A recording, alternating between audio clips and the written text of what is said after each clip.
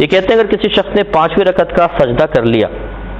اور آخر میں سجدہ یعنی 5ویں رکعت تک پڑھ لی اور سجدہ صاحب بھی نہیں کیا تو کیا نماز ہو جائے گی؟ دیکھیے اس کو سمجھیے، اگر کسی نے 4 رکعتیں پڑھ کر پھر قاعدہ اولا کر لیا، یعنی قاعدہ اخیرہ کر لیا، 4 رکعت ہیں یا 2 رکعت نماز پڑھ رہا ہے، آپ نے 4 کا پوچھا ہے تو مثال کے طور پہ آخر میں بیٹھا، تیات پڑھی اور 5ویں کے لیے کھڑا ہو گیا تو بہتر تھا کہ بیٹھ جائے، لیکن اگر ایک اس نے رکعت پڑھ لی ہے تو ایک اور ملا لے اور آخر میں اس کو سجدہ صاحب کرنا تھا۔ لیکن اگر ایسا ہوا کہ چوتھی پہ بیٹھا ہی نہیں،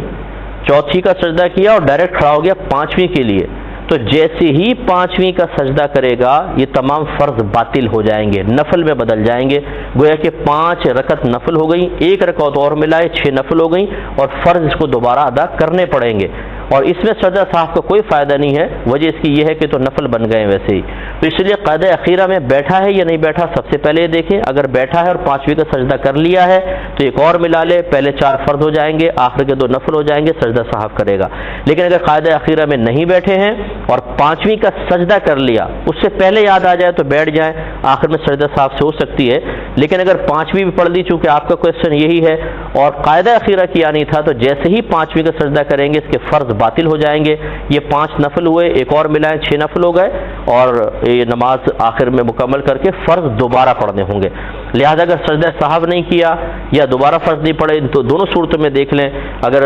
سجدہ صاحب لازم ہو رہا تھا اور نہیں کیا تو اس نماز یہ واجب العیادہ ہے، امام صاحب کو چاہیے کہ اعلان کریں لوگوں کو کہ وہ نماز ہو تو گئی تھی لیکن کچھ غلطی رہ گئی تھی تو اپنی زندگی میں دوبارہ اس کو لوٹا لیں، اور اگر قاعدہ اخیرہ میں نہیں بیٹھے 5ویں سجدہ کی جس میں نماز فرض باطل ہو جاتے ہیں تو پھر یاد رکھیں کہ امام صاحب نے گویا کہ سب کی نمازیں قضا کروا دی ہیں، اب وہ اعلانیہ توبہ کریں اور سب کو کہیں کہ آپ اس نماز کی قضا ادا کر لیں۔ یہ کہتے ہیں کہ اگر